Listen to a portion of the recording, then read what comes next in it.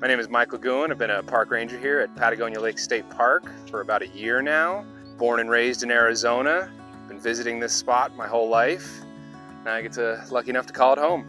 We are located about an hour south of Tucson, maybe 15 miles north of the Mexican border.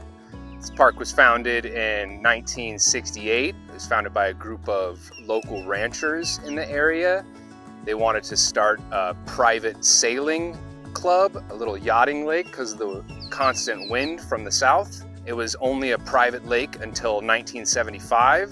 The state bought the surrounding land in '98 for ecological protection and conservation. We found a endangered species of top minnow down the canyon from here. So we have water that runs through the area year-round to make it a riparian area. A couple of can't miss things you can do here at the park is going to be checking out our beach area. It's a nice little hangout for the family, easy little entrance into the water.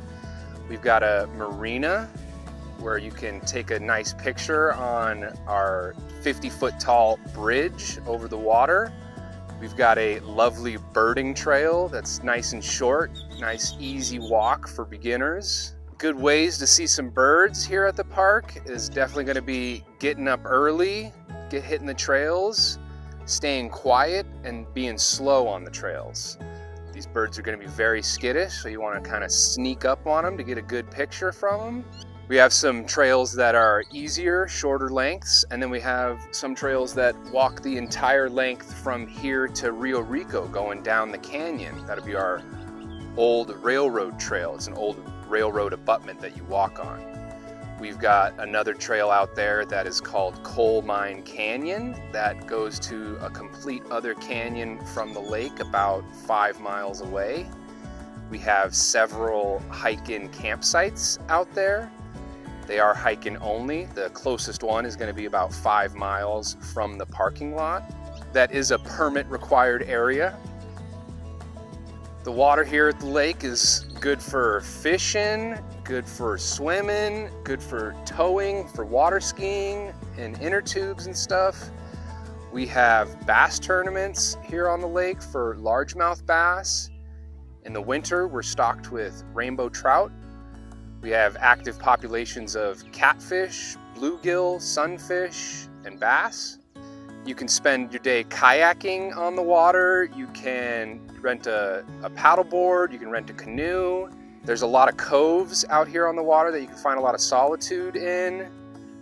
Half of our lake is no wake, so you can be nice and safe from the boats in your smaller vessels. Our marina rents many watercrafts. We have pontoons for rent, hull boats for rent, rowboats, canoes, and kayaks, all for rent at our marina. We have a lot of accessibility here at the park. All of our restrooms have ramps and handicap stalls to use. On our beach, we have a paved walkway down to the water for ADA access. All of our cabins are also ADA accessible. They all have ramps going up to their front doors.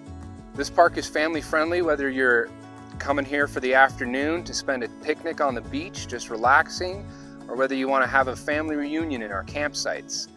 We have ramadas available for reservation if you want to have bigger events. So here at the park, we have about 100 different campsites available for RV or tent. All those campsites have water and electric. They're going to be about $30 a night. But we've also got 10 boat-in campsites across the lake for a lot of privacy and seclusion out there. Those are going to be $25 a night. We also have cabins up on top of the hill with great views. They sleep 6. They have water and electric and heat and AC, and those rent for $120 a night. If our campground is full or you'd like to stay in a hotel, the little town of Patagonia just north of here has a couple of campgrounds and a nice little old cowboy hotel there. The town of Nogales has a couple bigger hotels there, a couple chain hotels. We also have a lot of dispersed camping very close to the area. We're right in the middle of the Coronado National Forest, so there's a lot around here. So you can enjoy this park any time of year. During the summer, cool off in the lake with some water sports. During the fall, enjoy our lovely colors change with all these cottonwoods and sycamores turning red. In the wintertime, this is a migratory route for many birds in the area. That's when the best birding is in the winter. In the springtime, all our desert wildflowers are blooming and the cactus flowers are right behind them. So we got tons of wildlife in this area, lots of biodiversity, countless birds. We've got herons, raptors, hawks. For our mammals, of course, the desert javelina, the collared peccary. We have Coos white-tailed deer. We have coatimundi. We have several different types of large cats in the area, bobcats, jaguars, and mountain lions.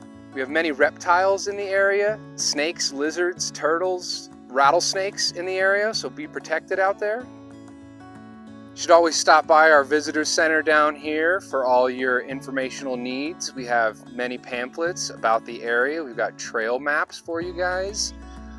We also have all the birding knowledge that you guys could need. If you guys need help identifying a bird, swing into the visitor center. We'll help you for that. We have recent sightings of birds down there at our visitor center. We also have a couple of exhibits in there for a couple of hawks and another exhibit for more small animals. This lake has always been special to me my whole life, starting as a kid when I was just getting in the water to cool off on the summer days. Later on in life, now I can enjoy it for all the biodiversity it has. Some of the most wildlife I've ever seen in one area in my entire life.